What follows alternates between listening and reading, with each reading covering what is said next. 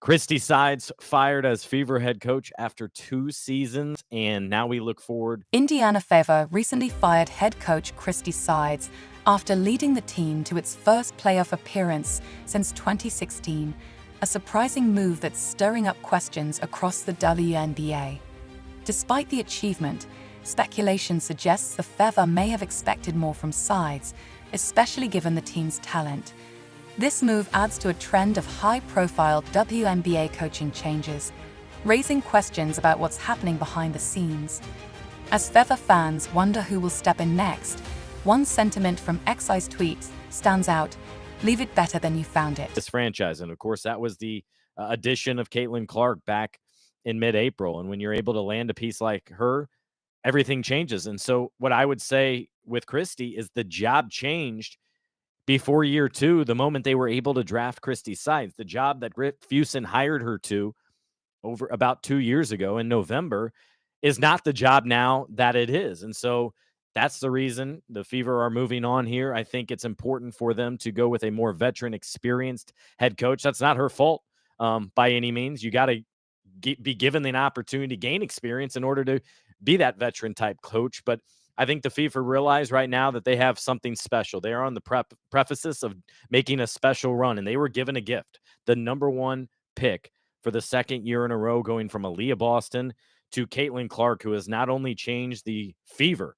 I mean, record attendance, over 17,000 just at home games, plus all those on road games. The fact that you had 4 different franchises changing where their home games were because Caitlin in the Fever came to town, right? Atlanta, LA.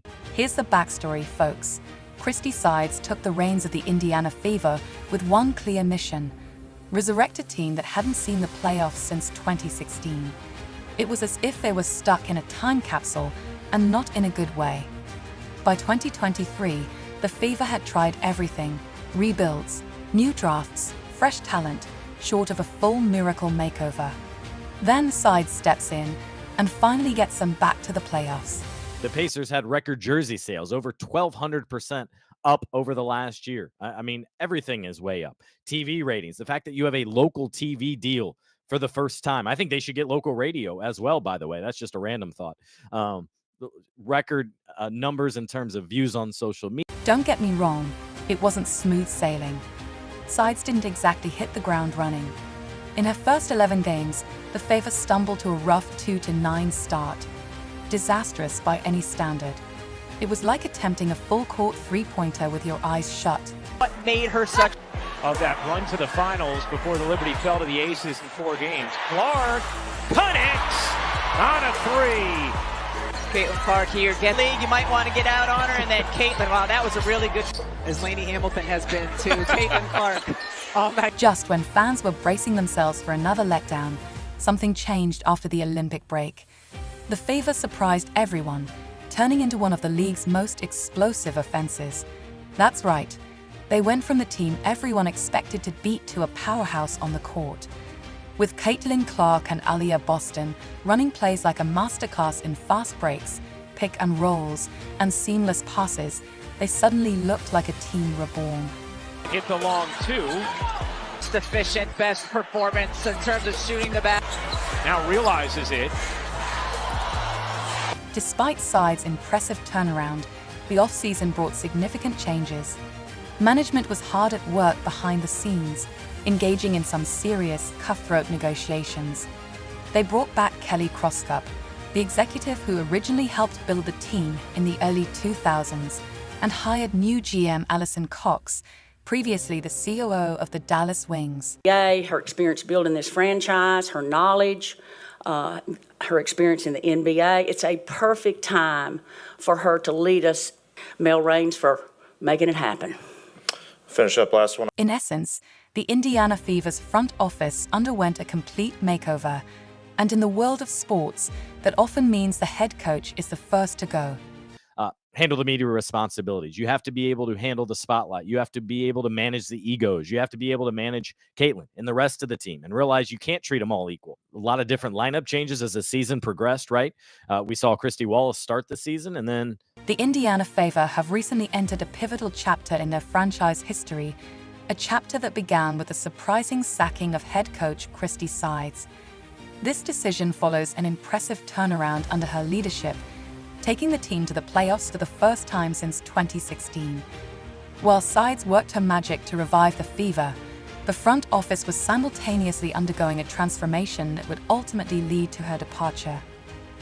When Christie Sides was appointed head coach, her mission was crystal clear: resurrect a struggling franchise that had been adrift for years. The Fever, once a force in the WNBA, had been stuck in a downward spiral, and by the time she took over, they had missed the playoffs for 6 consecutive seasons. Fans were disillusioned, watching their team tumble further from relevance. Yet, Sides managed to spark a revival that caught everyone off guard. However, her journey began on shaky ground. In her first 11 games, the Fever staggered to a dismal 2-9 record. It was a start that felt like shooting a three-pointer from half-court with your eyes closed, risky and misguided. Supporters braced themselves for yet another season of disappointment, but after the Olympic break, a transformation began. Suddenly, the Fever became a force to reckon with, showcasing an explosive offense that ranked among the league's best. With young stars like Caitlin Clark and Aaliyah Boston leading the charge, the team was firing on all cylinders, executing fast breaks and crisp passes that left opponents reeling. The Fever had transformed from the team everyone loved to beat into one of the most exciting squads in the league. While Sides was igniting the Fever's revival on the court, the front office was quietly plotting a dramatic overhaul. They welcomed back Kelly Croscup, the architect of the team's success in the early 2000s, and brought in Allison Cox as the new general manager. Cox, formerly the COO of the Dallas Wings, was tasked with reshaping the franchise's future. This front office makeover signaled a shift in strategy. In sports, when a team undergoes significant changes in leadership, the head coach often becomes the first casualty. Sides had led the Fever back to the playoffs, but the new management clearly wanted to chart a different course, one that aligned with their vision for the team's future. The media frenzy surrounding Sides only intensified as the Fever's success blossomed. Fans and critics alike scrutinized every decision she made, from rotations to play calls. Imagine balancing the pressure of leading a team back to the playoffs while simultaneously tuning out the relentless noise of social media. It was like attempting to sink a game-winning free throw with a chorus of boos ringing in your ears. Despite her challenges, Sides had a talented roster at her disposal. Caitlin Clark, fresh off her Rookie of the Year honors, showcased her brilliance on the court. Paired with Aaliyah Boston, another Rookie of the Year, the duo proved to be a formidable force, executing plays that felt like a basketball clinic in motion. However, the mounting pressure ultimately took its toll. The Fever's management was seeking a fresh perspective, someone who could maximize the potential of their young stars and navigate the complexities of the WNBA landscape. As Sides departed, the Fever joined a wave of teams in the WNBA facing coaching changes. The league saw significant turnover, with teams like the Los Angeles Sparks, Atlanta Dream, Chicago Sky, and Dallas Wings also looking for new head coaches. The Sparks, in particular, parted ways with coach Kurt Miller after a disappointing 8-32 season.